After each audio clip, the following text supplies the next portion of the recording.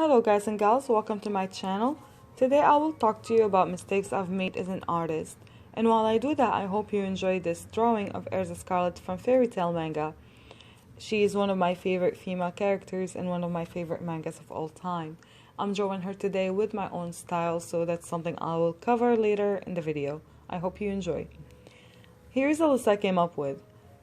The first thing was listening to family members, especially my parents. They always talked about artists don't make good living and they'll all starve, and art is a hobby, it's not a thing that to earn income with. Now, that is true for them, for their times when they were growing up. They did not have social media, they did not have the apps and the tools that we have today, and that's why maybe most of the artists in their times growing up, they did starve. However, nowadays we have apps, we have websites, and we have all the platforms that allow us to share our art, grow our audience, and make income with it. And now the second thing I came up with was comparing my art to other artists. So I used to be disappointed and discouraged when I drew Naruto or Natsu or any other famous manga character or anime, wherever you learn about them, whether you read manga or watch anime, that is. And they did not look the same. They did not look exactly like the original character. And I used to get upset about that. But what I learned over time is that I have my own style and they have their own style. These amazing artists, they spend hours, days, years working on their style. They draw these characters day in and day out, and that something develops over years. It's not something that just happens instantly for them.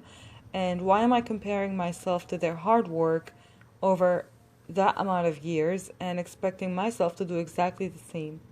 Now, on the other hand of that, I learned to embrace my own style and enjoy drawing my own characters in my own style, and that's something I'm doing with this Erza Scarlet right now.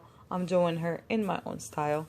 So yes, I learned to embrace my style and learn that I'm never gonna be Hiro Mashima or any other big artist. I am my own artist and they are their own artists. Okay, so now moving on to the third point.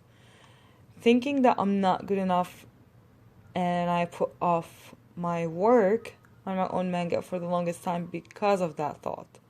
I always thought that I need to get the right story, I have to have the right characters, I have to have the right tools, I have to buy all these expensive tools and things, and it's just not true. You can draw with literally just a pencil and a piece of paper and an eraser.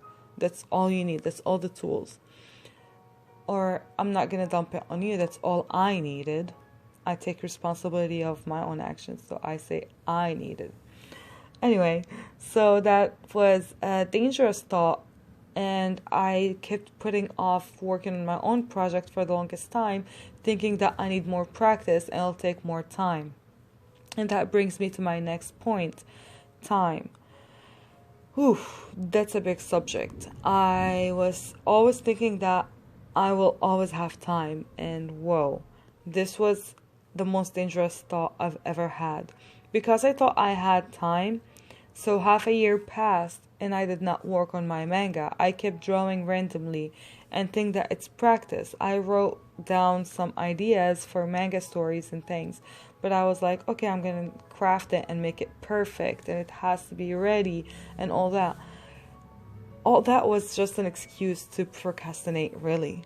There is a line between practice and procrastination, and it's not something that I can tell anyone where that line is for themselves.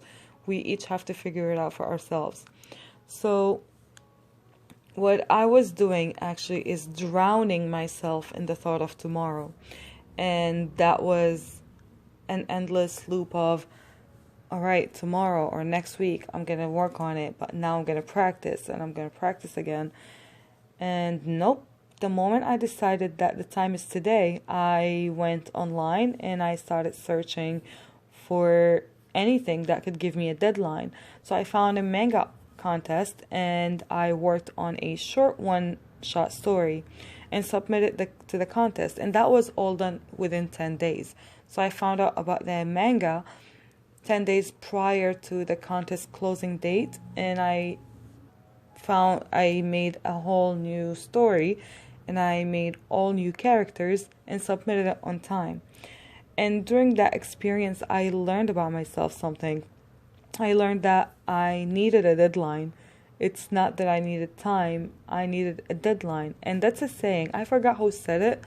I know that Tim Ferriss in his email one time sent it, and it said, I don't need time, all I need is a deadline. And that is so true, guys. That is so true. Because when I had that deadline to meet, it's true that I did work on it for longer hours and I did put in a lot of work, and it was day and night thing.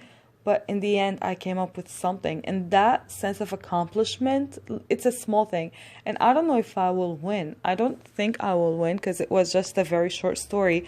I submitted a 9-page, but you can tell the whole story from these 9 pages. And honestly, I feel like a winner already.